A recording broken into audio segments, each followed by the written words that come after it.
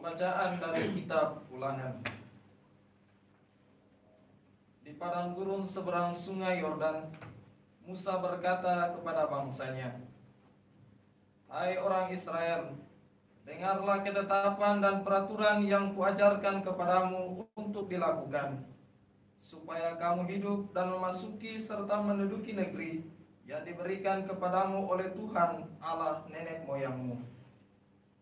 Ingatlah, aku telah mengajarkan ketetapan dan peraturan kepadamu, seperti yang diperintahkan kepadaku oleh Tuhan Allahku, supaya kamu melakukan yang demikian di dalam negeri yang akan kamu masuki untuk mendudukinya. Lakukanlah itu dengan setia, sebab itulah yang akan menjadi kebijaksanaan dan akal budimu di mata bangsa-bangsa.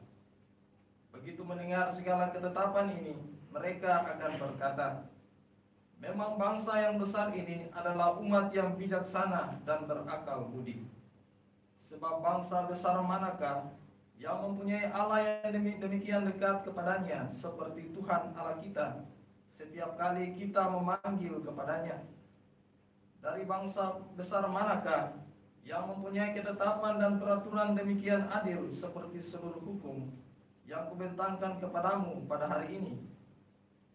Tetapi waspadalah dan berhati-hatilah, supaya jangan engkau melupakan hal-hal yang dilihat oleh matamu sendiri itu, dan supaya jangan semuanya itu hilang dari ingatanmu seumur hidup.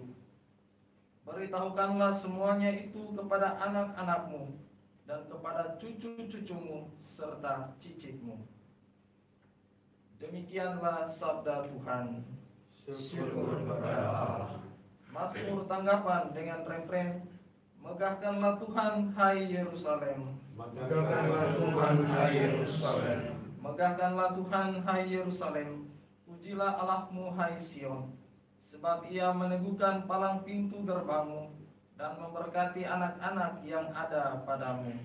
Megahkanlah Tuhan, hai Yerusalem. Ia menyampaikan perintahnya ke bumi, dengan segera firman-Nya berlari. Ia menurunkan salju seperti bulu domba dan menghamburkan embun beku seperti abu. Megahkanlah Tuhan, hai Yerusalem. Ia memberitakan firman-Nya kepada Yakub, ketetapan dan hukum-hukum-Nya kepada Israel. Ia tidak berbuat demikian kepada segala bangsa, dan hukum-hukum-Nya tidak mereka kenal.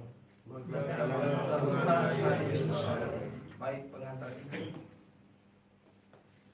Terpujilah Kristus Tuhan, Raja mulia dan kekal.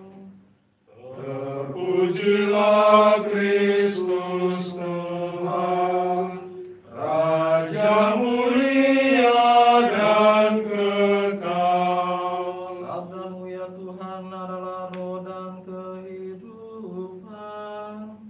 Engkau mempunyai sabda kehidupan kekal. Terpujilah Kristus Tuhan, Raja mulia dan kekal. Tuhan sertamu Dan sertamu juga. Inilah Injil Yesus Kristus menurut Matius. Dimuliakanlah Tuhan. Dalam khotbah di bukit, Yesus berkata kepada murid-muridnya, "Janganlah kamu menyangka bahwa aku datang untuk meniadakan hukum Taurat atau kitab para nabi. Aku datang bukan untuk meniadakannya, melainkan untuk menggenapinya. Karena aku berkata kepadamu, sungguh, selama belum lenyap langit dan bumi ini, satu iota atau satu titik pun tidak akan ditiadakan dari hukum Taurat sebelum semuanya terjadi. Karena itu, siapa yang meniadakan salah satu perintah Taurat, sekalipun yang paling kecil, dan mengajarkannya demikian kepada orang lain, ia akan menduduki tempat-tempat yang paling rendah di dalam kerajaan surga. Tetapi, siapa yang melakukan dan mengajarkan segala perintah Taurat, ia akan menduduki tempat yang tinggi di di dalam kerajaan surga. Demikianlah Injil Tuhan. Terpujilah Kristus.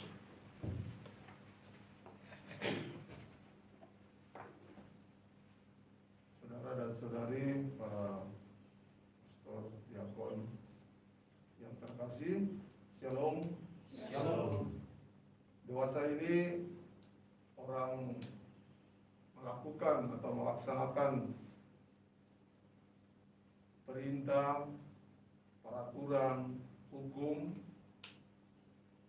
secara tidak bebas, karena melakukannya dalam suasana atau situasi takut, atau menganggap peraturan hukum itu dilakukan karena sebuah kewajiban saja. Bacaan hari ini mengajak kita semua untuk tidak hanya memanggil atau menyebut nama Allah, namun mengajak kita untuk melaksanakan perintahnya. Yesus datang bukan untuk meniadakan hukum, melainkan untuk menggenapinya. Kita belajar dari Yesus sendiri untuk mau melakukan setiap peraturan hukum dengan cinta kasih, bukan karena ketakutan ataupun menganggap itu sebagai sebuah kewajiban belaka. Setiap kali kita melakukan hukum atau peraturan, baiklah kita tambahkan kasih di dalamnya, maka semua akan terasa ringan dan kita merasa bahagia. Semoga demikian. Amin.